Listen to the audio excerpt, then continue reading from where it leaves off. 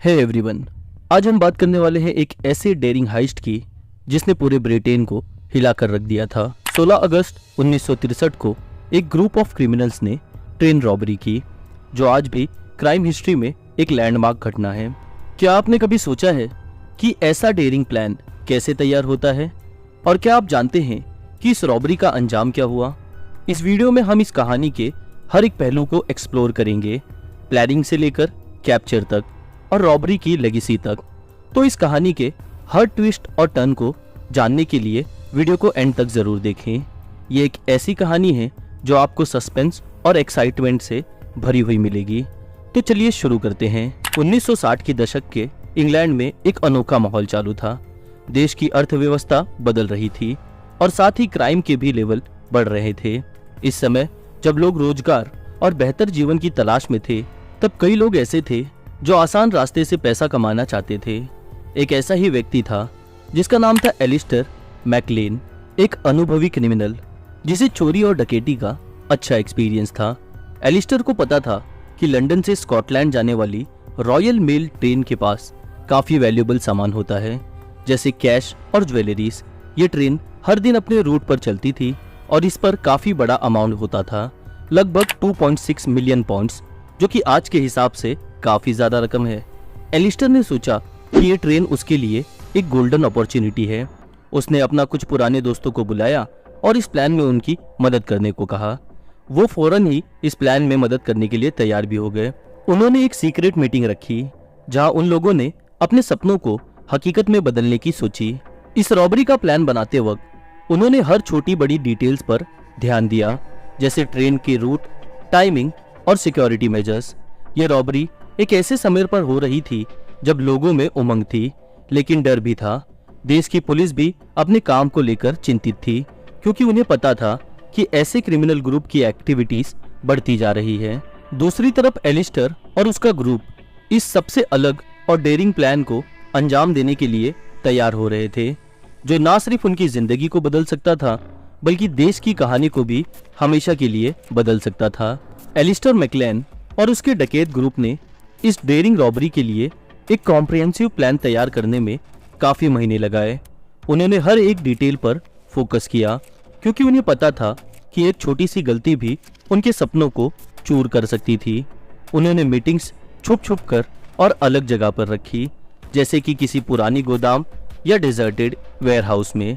In meeting में Alastair ने बताया कि उन्हें ट्रेन के एग्जैक्ट रूट और टाइमिंग को पता करना है। हर मीटिंग में उन्होंने अपने रिसोर्सेस और मैन पावर का भी असेसमेंट किया। ग्रुप के कुछ मेंबर्स ने ट्रेन की मूवमेंट ऑब्जर्व करने के लिए उन्होंने देखा कि ट्रेन किस टाइम पर कैसे आती है और उसके साथ कौन कौन से गार्ड्स होते हैं। एक बार उन्होंने एक ट्रेन के ड्राइवर से दोस्ती भी करने का प्लान बनाया, ताकि वो उन्हें कुछ इंस्टिंक्ट्स दे सके। इस तरह से उन्हें ट्रेन की सिक्योरिटी का भी पता चल जाता। उन्होंने सोचा कि उन्हें ट्रेन के सिग्नल सिस्टम को बदलने की जरूरत है, इसीलिए उन्होंने एक फेक सिग्नल बनाया जो ट्रेन को रुकने पर मजबूर करेगा। एलिस्टर ने एक इंजीनियरिंग व्हीकल का इंतजाम किया, जिससे सिग्नल सिस्टम को बदलने का काम आसानी से किया जा सके। ये उनके प्लान का सबसे जरूरी हिस्सा था, और रॉबरी के लिए उन्हें भेस बदलना भी आना चाहिए था। उन्होंने ट्रेन के गार्ड और स्टाफ की तरह यूनिफॉर्म्स खरीदी, जिससे कोई उन पर शक न करे। हर मेंबर को उनकी स्पेसिफिक रोल को असाइन किया गया। कुछ लोग गार्ड्स बने, कुछ लोग पैसेंजर और कुछ लोग ट्रेन के अंदर लूटने के लिए रिस्पॉन्सिबल होंगे। इसके अलावा उन्होंने चोरी के लिए जरूरी टूल्स का भी इंतजाम किया, जैसे कि क्रोबार्स, रोप और मास्किंग टेप। इन टूल्स का इस्तेमाल कैसे करना है, इस पर भी उन्होंने ट्रेनिंग ली। उन्होंने प्लान बी भी तैयार किया, क्योंकि उन्हें पता था कि कुछ भी हो सकता है। अगर कोई गार्ड उन्हें पकड़ लेता है तो उनके पास एस्केप रूट भी रेडी होना चाहिए।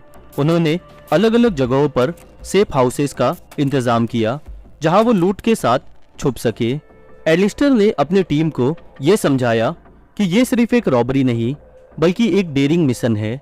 उन्हें डर और चिंता को कंट्रोल करने के लिए तैयार होना होगा। उसने हर मेंबर को ये बताया कि उनका मिशन सक्सेसफुल होने पर उनकी जिंदगी काफी बदल जाएगी। जब सब कुछ तैयार था तो एलिस्टर ने अपनी टीम के साथ एक लास्ट मीटिंग रखी, जहां डकैतों ने एक दूसरे से हाथ मिलाया और एलिस्टर ने कहा, आज हम लिखेंगे अपनी कहानी, एक नई कहानी जो कभी नहीं भुलाई जाएगी। आखिरकार 16 अगस्त 1963 की रात आ ही गई। सब कुछ तैयार था, आसमान पर चांद चमक रहा था, लेकिन इस चमक के नीचे एक छुपी हुई घटना होने वाली थी जो इतिहास में दाखिल होने जा रही थी। एलिस्टर मैकलेन और उसका डकैत ग्रुप अपने मिशन को अंजाम देने के लिए बेचैन थे। रात के 10 बजे और उन्होंने अपने यूनिफॉर्म पहनना शुरू किया। उनके पास ट्रेन के गार्ड और स्टाफ के यूनिफॉर्म थे जो किसी को भी उन पर शक होने नहीं देगा। एलिस्टर ने अपने टीम को लास्ट मिनट इंस्ट्रक्शंस दिए, उन्हें समझाते हुए ये कहा कि कुछ भी हो जाए सब कुछ कंट्रोल में रखना है, कोई भी गलती नहीं होनी चाहिए। उसने कहा, आज हमारी जिंदगी का सबसे बड़ा मौका है। जैसे ही ट्रेन का वक्त नजदीक आया, उन्होंने अपनी इंजीनियरिंग व्हीकल का इस्तेमाल किया जो फेक सिग्नल के पास खड़ी थी। सब कुछ तैयार था। जब ट्रेन अपने रूट पर आई, उन्होंने सिग्नल को बदल दिया। ट्रेन ड्राइवर ने देखा कि सिग्नल लाल है और उसे रुकने पर मजबूर होना पड़ा। ट्रेन रुकी और सभी पैसेंजर्स और क्रू को समझ नहीं आया कि क्या हो रहा है। एलिस्टर ने एक नज़र अपनी टीम पर डाली और उन्होंने देखा कि सभी तैयार हैं। जब ट्रेन रुक गई, डकैट्स ने अपना प्लान के अनुसार एक्शन लेना शुरू किया। उन्होंने तुरंत ट्रेन के गार्ड्स को कंट्रोल किया। डकैतों का एक ग्रुप गार्ड्स की तरफ गया और उन्हें धमकी दी, जबकि दूसरे मेंबर्स ने पैसेंजर्स के अंदर घुसकर उन्हें कंट्रोल करने लगे। ये एक डकैती है, ये एक डकैती है। गुस्से से वो चिल्लाने लगे। सब लोग शांत रहे और हमें जो चाहिए वो लाकर दो, उसके बाद हम यहाँ से चले जाएंगे, ये डकैतों ने कहा। ट्रेन के अंदर पैनिक फैल गया था, लेकिन डकैतों ने इस मूवमेंट को कंट्रोल में रखा। उन्होंने सभी पैसेंजर्स को चुप रहने और ज्यादा बात ना करने को कहा। एलिस्टर ने एक गार्ड को पकड़कर बोला, अगर तुमने हमें कोई समस्या दी तो तुम्हारी जिंदगी को खतरा हो सकता है। अब डकैतों ने लूटना शुरू किया। उन्होंने कैश और वैल्यूएबल्स चुराना शुरू किया, जैसे कि बैग्स, ज्वेलरीज और कैश बॉक्सेस। हर मेंबर अपने काम पर फोकस था। उन्होंने अपने मास्क पहने हुए थे ताकि उनका चेहरा ना दिखे। इस दौरान कुछ पैसेंजर्स ने अपने फोन को यूज करने की कोशिश की, लेकिन डकैतों ने उन्हें पकड़ लिया। तुम्हारा कोई वक्त नहीं है, एक डकैत ने कहा। ये सब कुछ अब हमारे हाथ में है। उन्होंने पैसेंजर्स को एक दूसरे के सामने बैठने को बोला ताकि कोई भी फोन ना यूज कर सके और उनके सामने से भाग ना पाए। सब कुछ ठीक चल रहा था जब एक गार्ड ने किसी तरह से सिग्नल दिया। डकैत ने इस बात को देखा और एलिस्टर ने तुरंत रिएक्ट किया। सब कुछ कंट्रोल में रखो, किसी को नहीं छोड़ना, उसने चिल्लाया। उन्होंने जल्दी से गार्ड्स को कंट्रोल किया, लेकिन इस दौरान उन्हें समझ आ गया था कि उनके पास टाइम बहुत कम है। लूट होने के बाद डकैतों ने ट्रेन को एक आइसोलेट एरिया में ले जाने का प्लान बनाया।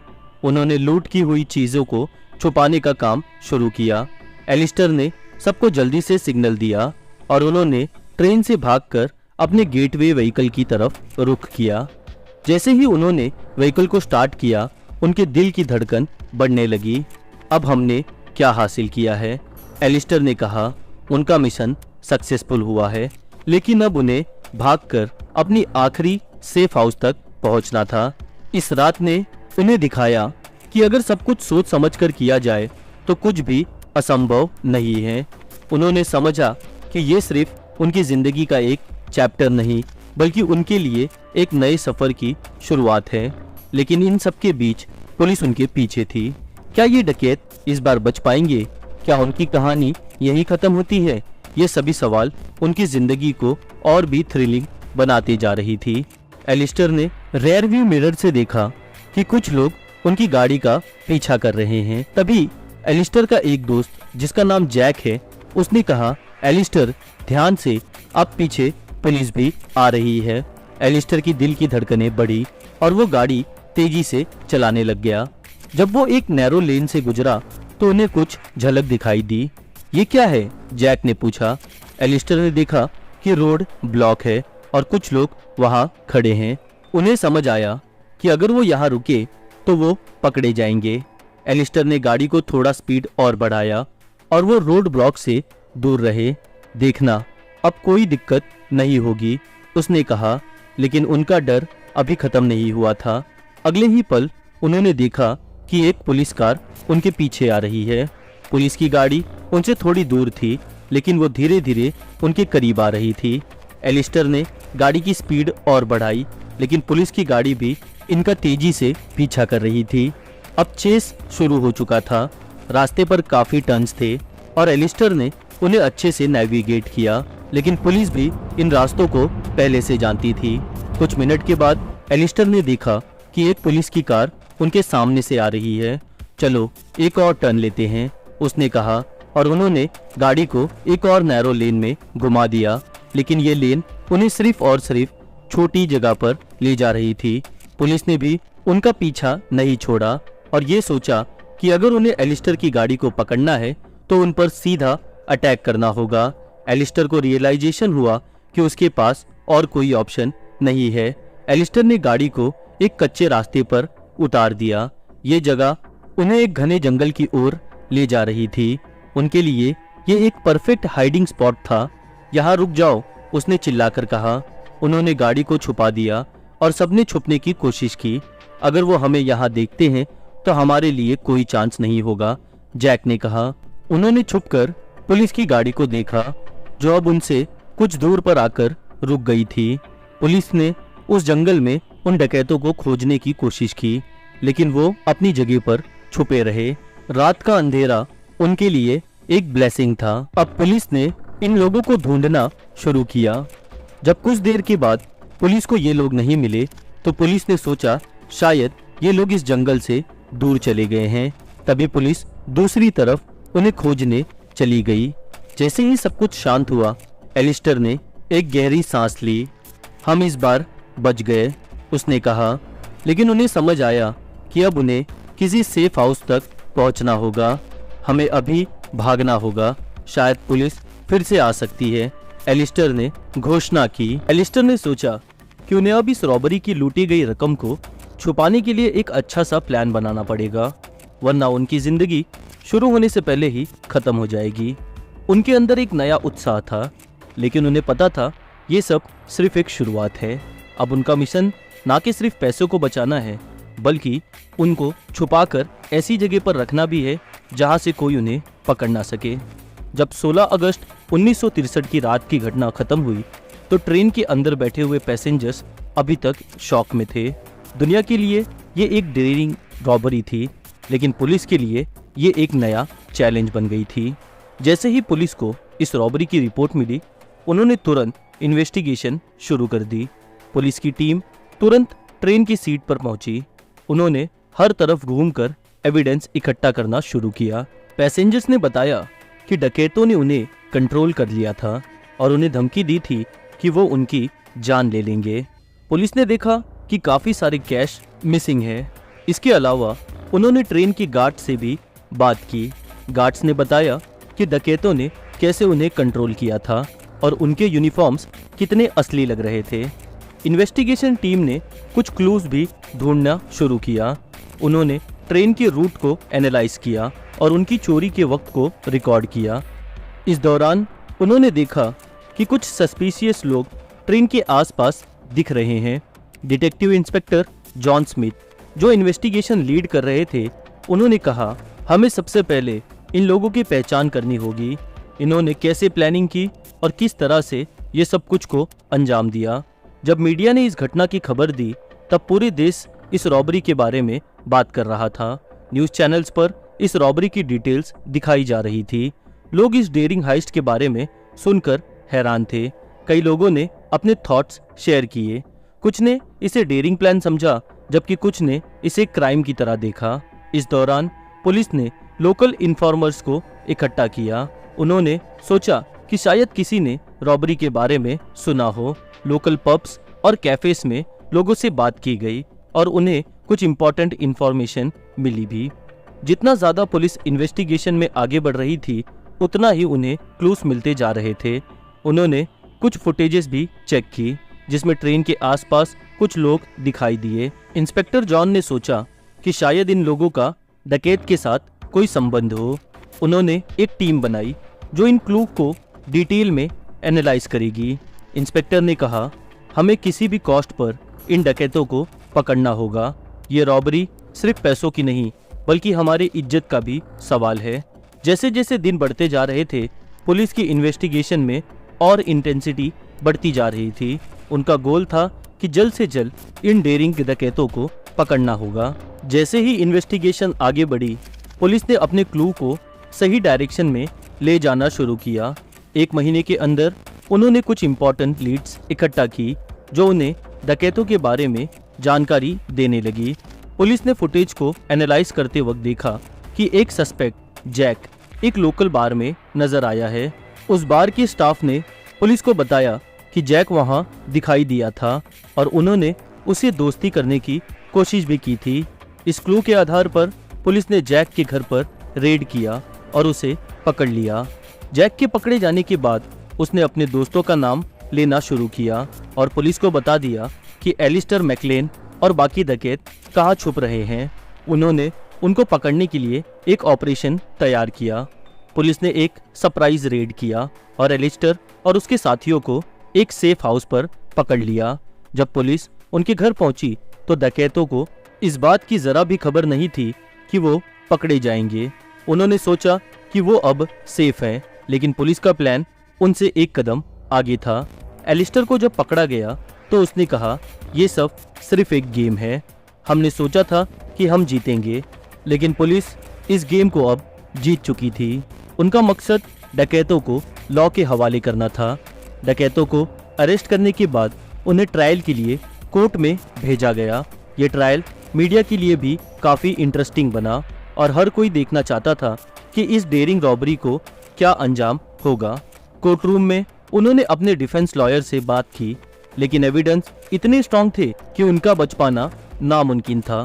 ट्रायल के दौरान विटनेसेस ने अपना एक्सपीरियंस शेयर किया। पैसेंजर्स ने बताया कि उन्हें किस तरह से डकैतों ने धमकी दी और कैसे उन्हें लूटा।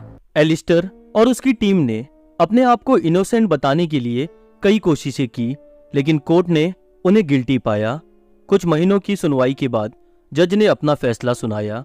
एलिस्टर मैकलेन और उसकी टीम को डकैतों ने रॉबरी के लिए गिल्टी पाया और इन्हें 25 साल की जेल की सजा सुनाई जाती है। ये सुनकर कोर्ट रूम में सब लोग खुशी से झूम उठे थे। ये डिसीजन सिर्फ एक विक्ट्री नहीं थी, बल्कि ये एक मैसेज था कि क्राइम कभी भी सफल नहीं होता। पुलिस ने इस केस को सॉल्व करने के लिए कई कोशिशें की, मेहनत की और डेडिकेशन की, इसीलिए उनकी जीत हुई। दुनिया ने इस कहानी से सीखा कि अगर आप इल्लीगल काम करते हैं तो आपको उसकी सजा जरूर मिलेगी। इस रॉबरी पर कई सारी डॉक्यूमेंट्रीज, फिल्म्स और बुक्स भी बनाई गई। लोगों ने इस डेयरिंग प्लान की कहानी को सुना और इसे एक एडवेंचर के रूप में देखा। एलिस्टर मैकलेन और उसकी टीम को कुछ समय तक हीरो की तरह भी देखा गया, जो आखिरकार उनके पकड़े जाने के बाद बदल गया। इस रॉबरी के बाद पुलिस ने अपने टैक्टिक्स में भी बदलाव किया। उन्होंने ट्रेन और ट्रांसपोर्ट की सिक्योरिटी को मजबूत बनाने के लिए कई सारे सख्त और नए नियम बनाए। सर्विलांस सिस्टम्स और इंटेलिजेंसी शेयरिंग पर फोकस किया गया ताकि इस तरह की घटनाओं को रोका जा सके। ये रॉबरी लोगों को इस बात की याद दिलाती रही कि नफरत और ग्रीड का अंजाम क्या होता है। तो दोस्तों, ये थी द ग्रेट ट्रेन रॉबरी की पूरी कहानी। अगर आप लोगों को ये वीडियो पसंद आई हो तो इस वीडियो को लाइक करें और अपने दोस्तों के साथ शेयर भी जरूर करें। आपका फीडबैक हमें बहुत मदद करता है, तो नीचे कमेंट सेक्शन में बताएं कि आप लोगों को ये स्टोरी कैसी लगी। और हाँ, हमारे चैनल को सब्सक्राइब करना मत भूलिएगा, क्योंकि हम और भी ऐसी इंटरेस्टिंग स्टोरीज लेकर आते रहेंगे। मिलते हैं आप लोगों से अगले वीडियो में। तब तक के लिए take care and keep exploring.